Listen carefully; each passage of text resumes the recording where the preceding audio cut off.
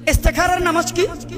আপনি বিয়ে করার জন্য কয়েকটা মেয়ে দেখছেন, এখন কোনটা বিয়ে করলে ইহকাল পরকাল উভয়কালে ভালো হবে, ফায়দা হবে আপনি জানেন না, অথবা কিছু টাকা আছে 10-20 লক্ষ টাকা আছে, এগুলো দিয়ে কি আপনি বিদেশ চলে যাবেন নাকি ব্যবসা করবেন আপনি বুঝতেছেন না, অদৃশ্য গায়েব তো জানেন না।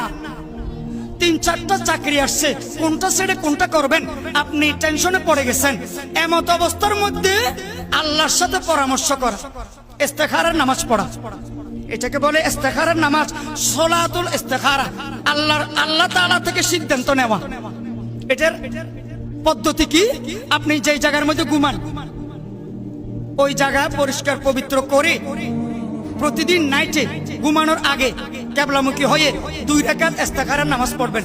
আমি কিবলামুখী হয়ে 2 রাকাত সলাতুল ইস্তেখারা বা ইস্তেখারার নামাজ আদায় করতেছি, যে কোনো সূরা দিয়ে সালাম ফিরানোর পরে আপনি একটা দোয়া আছে, দোয়াটা মুখস্থ পারলে পড়বেন, না পারলে দেখে দেখে দোয়ার বই থেকে পড়বেন। আল্লাহুম্মা ইন্নী আস্তাগফিরুকা বিইলমিকা ওয়া আস্তাগফিরুকা বিকুদরাতিকা ওয়া আসআলুকা মিন ফাদলিকাল আযীম ফা ইন্নাকা তাকদিরু ওয়া লা আকদিরু ওয়া তা'লামু ওয়া লা আ'লামু ওয়া আনতা আল্লামুল গুয়ুব ইলা আখির। এই দোয়াটা পাঠ করবেন। বাংলার মধ্যেও আপনি আপনার দরখাস্তগুলো আল্লাহ দরবারে বলবেন। 7 দিন পর্যন্ত এই আমলটা করবেন। 7 দিনের ভিতরে আল্লাহ তাআলা আপনাকে স্বপ্নের মাধ্যমে জানাই দিবেন, এটা করো, এটা করলে ভালো হবে। সুবহানাল্লাহ বলেন। জানাই দিবে আল্লাহ তাআলা স্বপ্নের মাধ্যমে।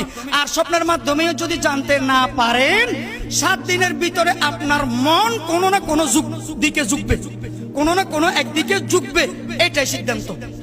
এটাও যদি না আসে, মন কোনো দিকে ঝুঁকে না, স্বপ্নের মধ্যেও দেখতেছেন না, এরকম কোনো সিদ্ধান্ত পাচ্ছেন না, 7 দিন পরে আপনার যেটা মন চায় সেটা করতে পারবেন। আপনার স্বাধীনতা আল্লাহ তাআলা সেখানে বরকত নাজিল করে দিবেন। সুবহানাল্লাহ।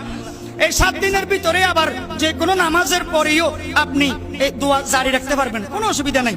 তাহলে এটাকে বলে সলাতুল ইস্তেখারা।